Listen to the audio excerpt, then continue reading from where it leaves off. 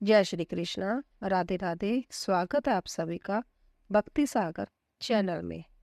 दोस्तों, आज हम इस वीडियो में जानेंगे कि हमें अपने पूजा घर में कौन सी वस्तुओं को रखना चाहिए और कौन सी को नहीं। दोस्तों, पूजा घर में इन 3 चीजों का रखना होता है अशुभ, धन का हो जाता है नाश, महालक्ष्मी ऐसे घर का कर देती है त्याग। इसी के साथ इस वीडियो में हम जानेंगे कि उन 3 विशेष चीजों के बारे में जिनका पूजा घर में होना है बेहद आवश्यक। अगर घर में सुख समृद्धि की कामना चाहते हो तो यह 3 चीजें पूजा घर में होनी है जरूरी।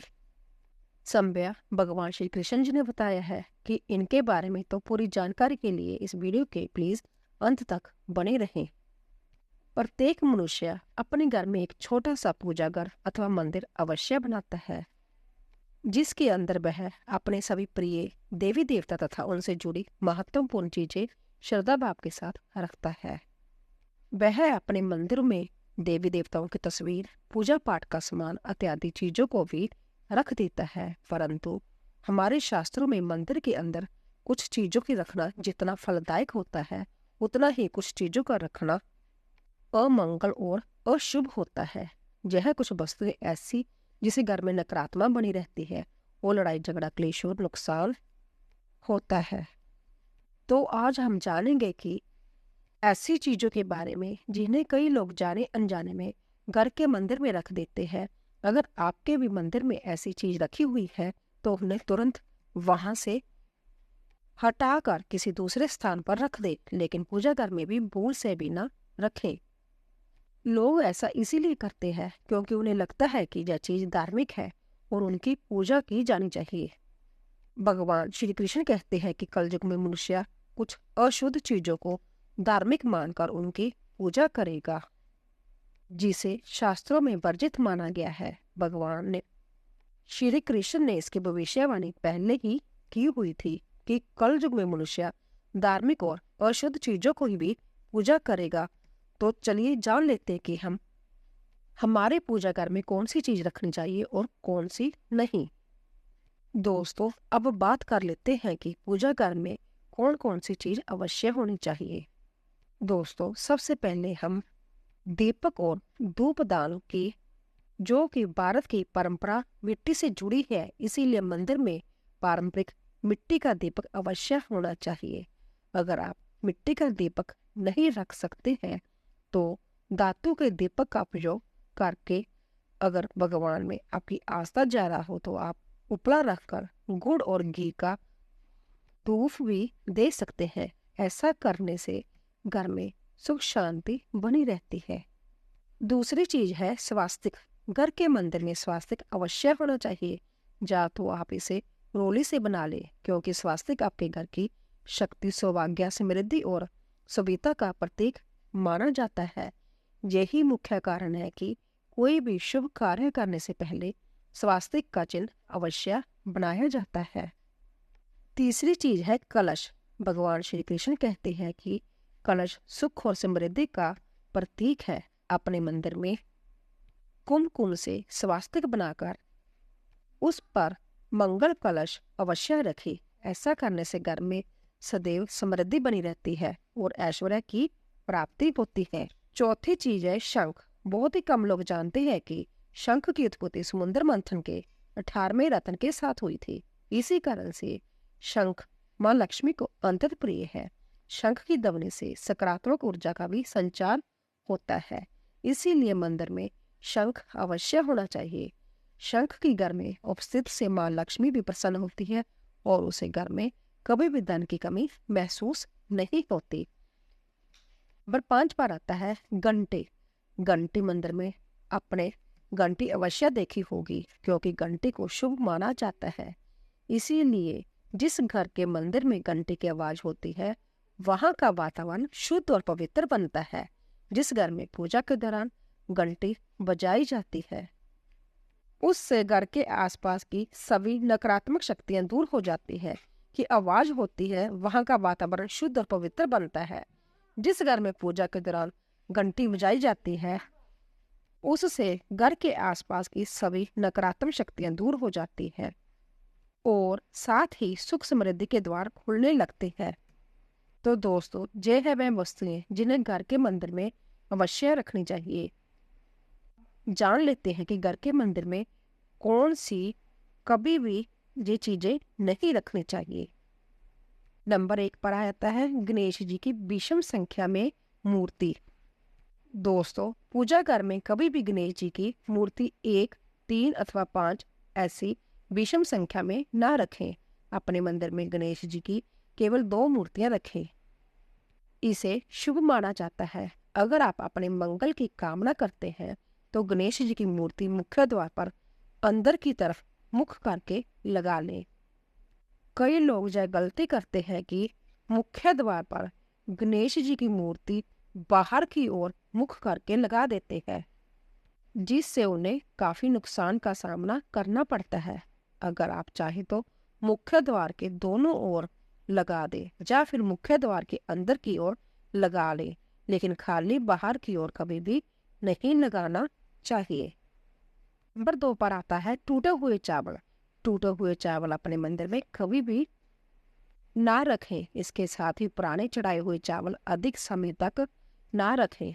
यह नकारात्मक ऊर्जा फैलाते हैं। यह बात भी ध्यान रहे कि आप मंदिर में रखने वाले चावलों का इस्तेमाल हल्दी में भिगोकर ही करें, इससे अधिक शुभ परिणाम मिलेंगे। नंबर 3 पर आता है पूर्वजों की तस्वीर। अगर आपके घर के मंदिर में आपने पूर्वजों की तस्वीर रखी हुई है तो उसे तुरंत वहां से हटा दें, क्योंकि वास्तुशास्त्र में पूजा घर में परिजनों की तस्वीर रखना अशुभ माना जाता है। इसे अशुभ परिणाम प्राप्त होते हैं। मृतक परिजन पूजनीय और सम्मानीय जरूर है, किंतु उनके स्थान देवताओं के बराबर नहीं है। मृत परिजनों की तस्वीर करके पूजा घर में रखने से पूजा घर का वातावरण भी नकारात्मक बन जाता है, जिसका अशुद्ध परिणाम हमें भुगतना पड़ता है। कई लोग साधु संतों की मूर्तियां अथवा साधु संतों की तस्वीर भी पूजा घर में रख देते हैं, लेकिन ऐसा करना अशुभ माना जाता है। अगर आप किसी साधु संत को मानते हैं तो उनकी तस्वीर दीवार पर लगा दें, लेकिन पूजा घर में भूल से भी न रखें। दोस्तों, घर के मंदिर में भैरव जी, शनिदेव अथवा काली माता की मूर्तियां भी नहीं रखनी चाहिए। इसी के साथ ही माता लक्ष्मी की खड़ी हुई मूर्ति की भी पूजा नहीं करनी चाहिए। माता लक्ष्मी से देवी बैठी हुई मुद्रा में होनी चाहिए, तो इस प्रकार से हमें पूजा घर में इन मूर्ति को नहीं रखना चाहिए। दोस्तों, अब जानते हैं उन विशेष वस्तुओं के बारे में जो आपकी पूजा घर में जरूर होनी चाहिए। इन चीजों की पूजा घर में होने से घर में होती है धन की वर्षा, माँ लक्ष्मी करती है ऐसे घर में स्थायी रूप से वास।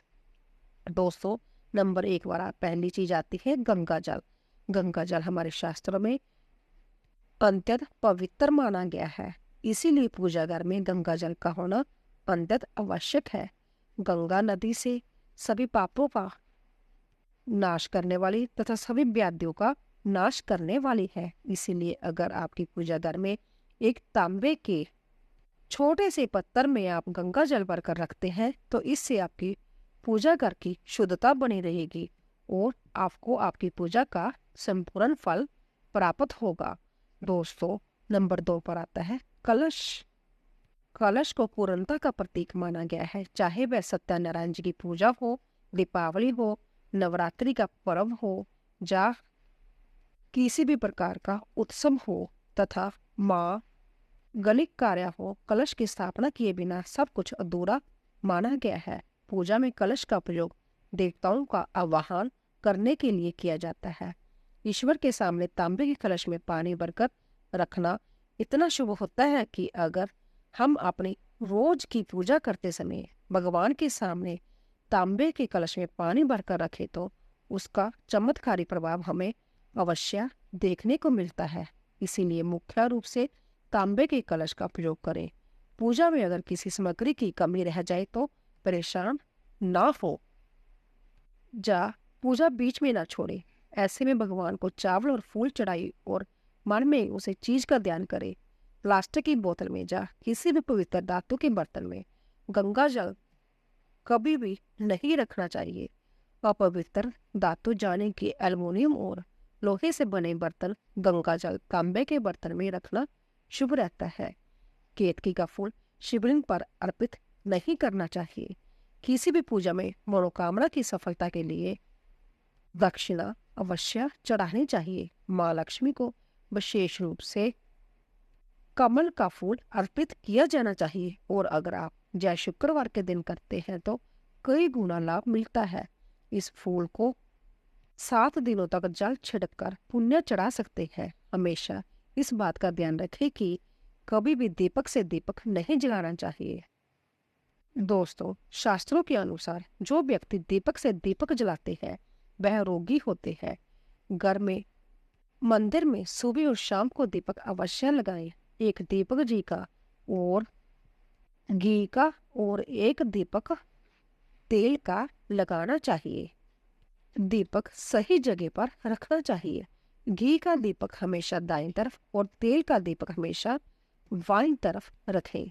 जल पात्र, धूप दाने जैसी चीज हमें बाईं तरफ रखनी चाहिए। तो दोस्तों, आज के लिए बस इतना ही है। दोस्तों, उम्मीद करती हूँ कि आपको हमारी जानकारी अवश्य पसंद आई होगी। प्लीज जाने से पहले चैनल को सब्सक्राइब कीजिए, लाइक कीजिए और शेयर कीजिए। आप सभी का धन्यवाद।